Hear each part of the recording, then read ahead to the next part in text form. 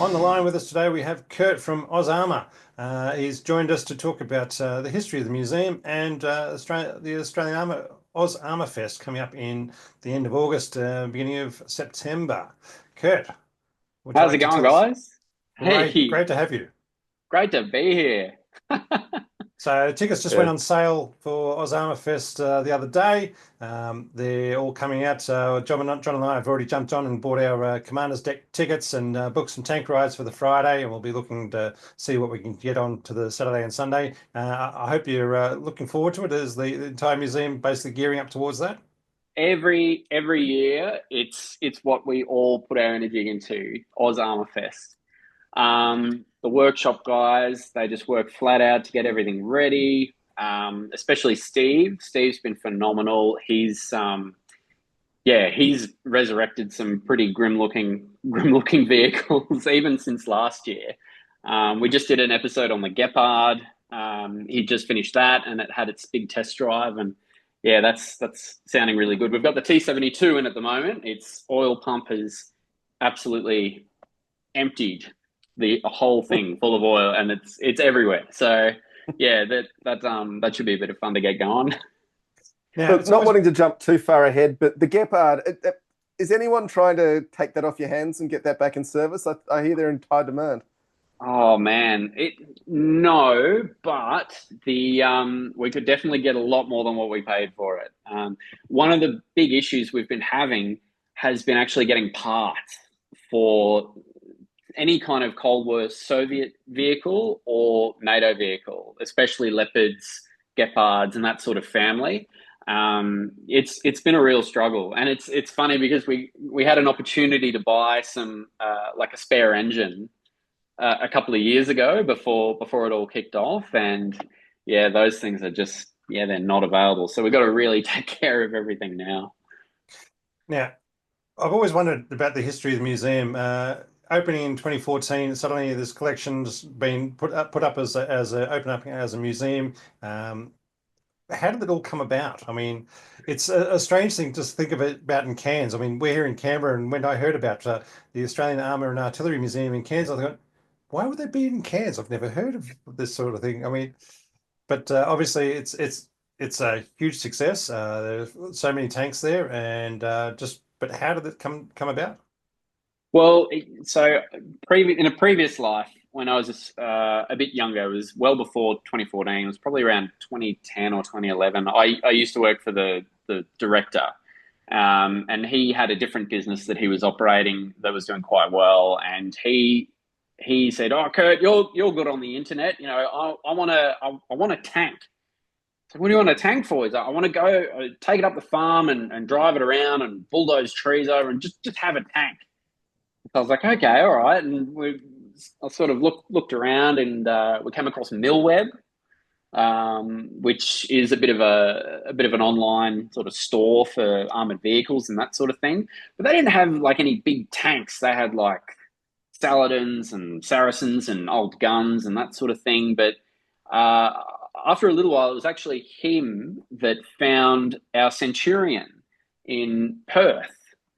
I'm not sure how, I can't quite remember. It was many years ago now, but he got in touch with this guy in WA, and yeah, it was the Centurion. We flew over and fired it up, and oh wow, it's a tank. And then after we got that over, he never did take it up the farm and bulldoze trees over, but it sort of sat in his sort of old workplace, and after that, just word started getting around that someone was there that someone knew was in the tank community, and not long after that, I got flown to Bulgaria to look at a few things, like the T-34-85, a Pack 40 in the UK, and just bits and pieces, just sort of nutting it all out.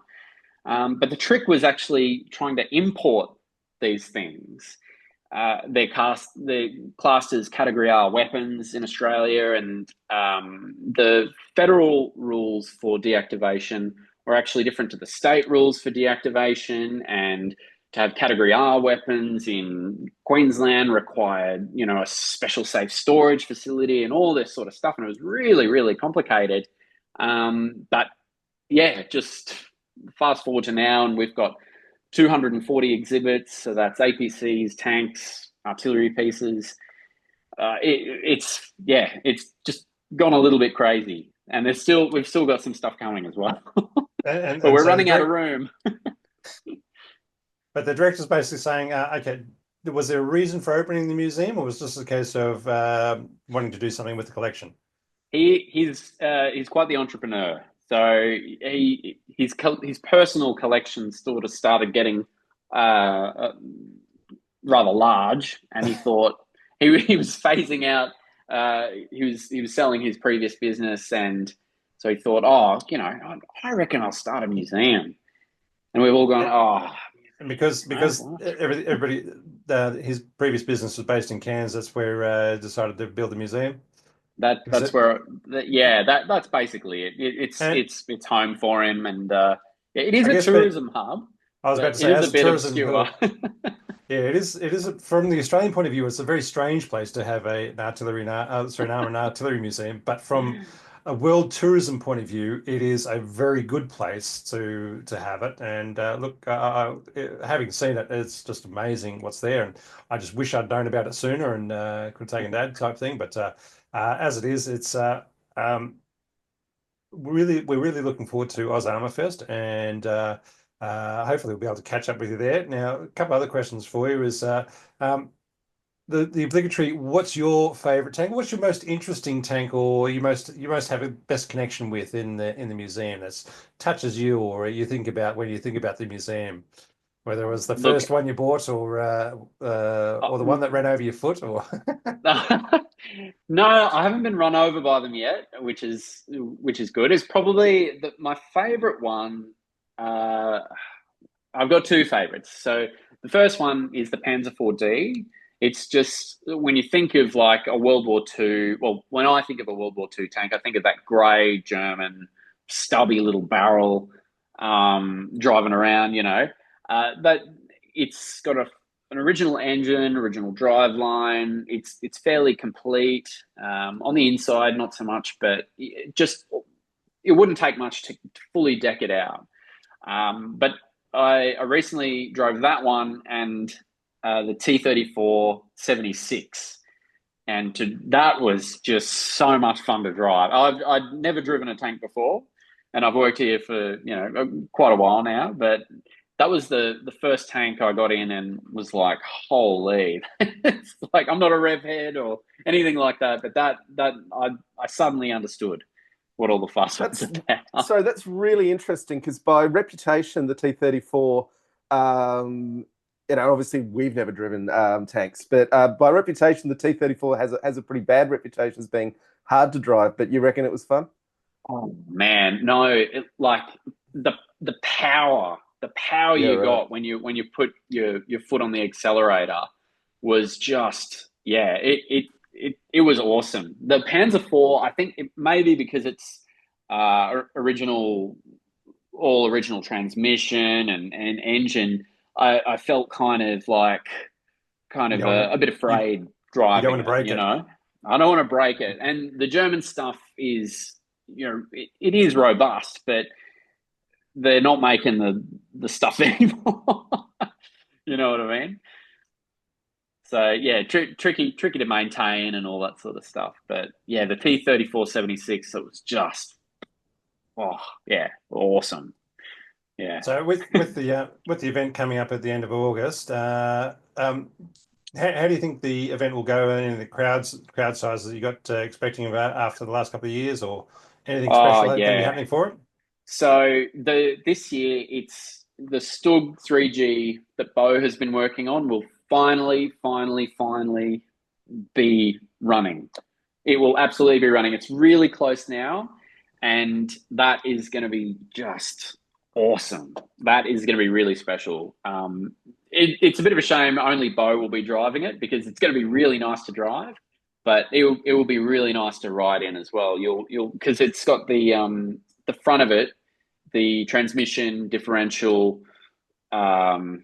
oh my God, drive sprockets, all final drives. They're all original and they've been fully reconditioned. It's going to be smooth as butter. It's going to be a really authentic experience if you get a chance to ride in that one. Yeah, and it's been years in the making. Yeah, the list of World War II vehicles, because we bought our tickets just the other day. That is an unbelievably impressive list of vehicles you're going to have running around on the Friday.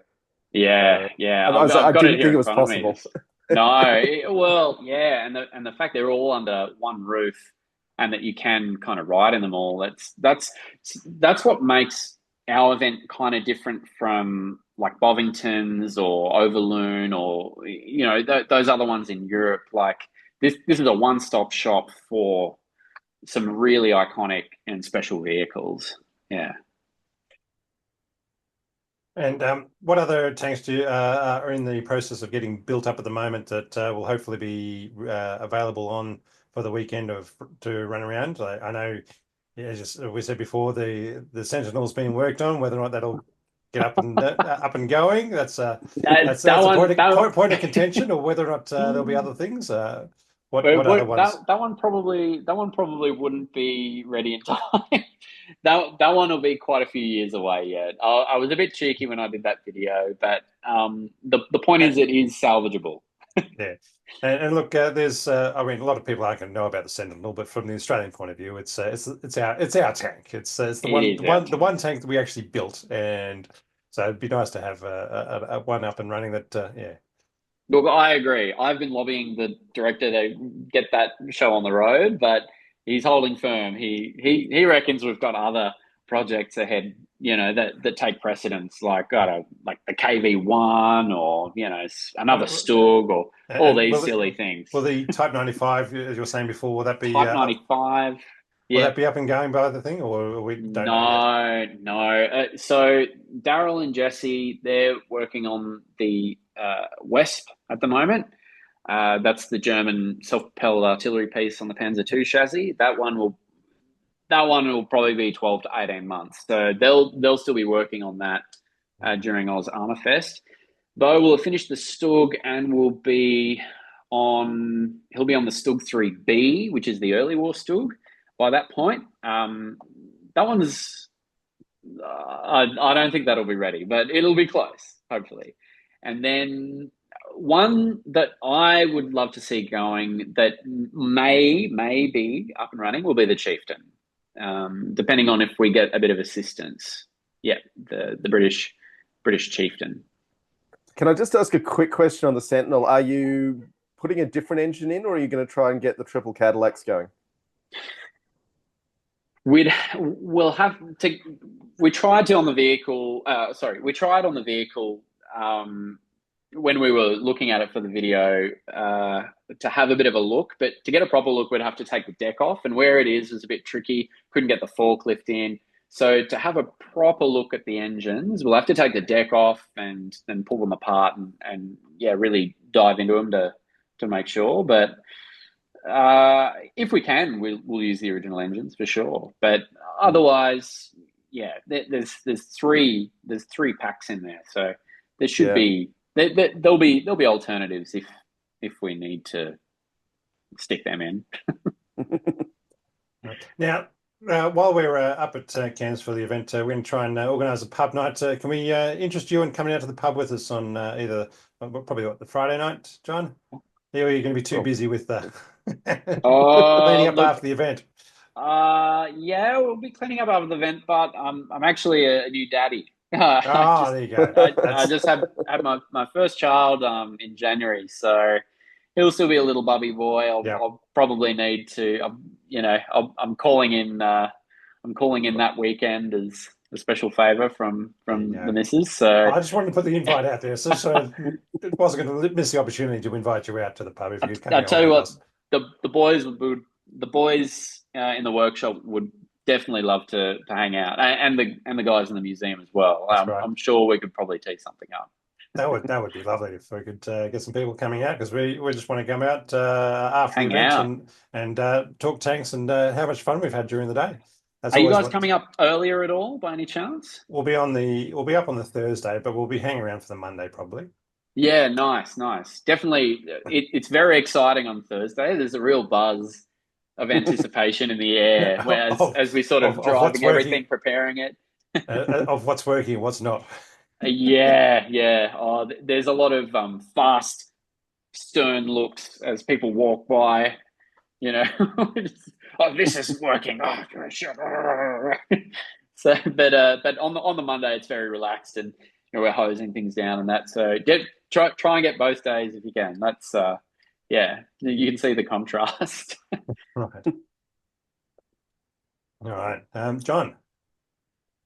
Yeah, no, I think we've covered everything we need to cover. I guess, Kurt, just aside from AusArmour Fest, which is a very special thing, can you just give us a rundown what the visitor experience is like and the offerings you guys have if you're getting visitors any other time? Gee, any other time we've got the shooting gallery downstairs. It's a 50-meter underground shooting range basically, and we have a bunch of World War II rifles. Yeah, you can shoot. We've got a joyride vehicle, which is either a converted FV432 or a Humvee, which is a lot of fun. And yeah, you could spend days here walking around reading all the plaques. As I said before, 240 exhibits. It's yeah, if you're into tanks and artillery, there's really nowhere like it. And I mean, the tanks aren't the end of it because you've got very big self-propelled artillery pieces in there as well, don't you? Self-propelled artillery, towed artillery, half tracks, APCs. Yeah, there's Panhards. Yeah, the Panhard. Oh my God. Yeah, geez. We have a lot of requests to get that running. Man, if only they knew. That's a very complicated machine, I gather, but yeah, it's complicated and yeah, it's in a pretty terrible state. Wheels, yeah. French, a cool vehicle. Like you can't deny it's pretty clever. The oscillating turret, really, yeah, it's interesting, but yeah, I think we'll get the Sentinel running before we get that running. How about that? Nice one. Well, Kurt, thank you so much for your time, and we look forward to seeing you in August. Likewise, fellas. Thanks so much for having me. Hey. You bet.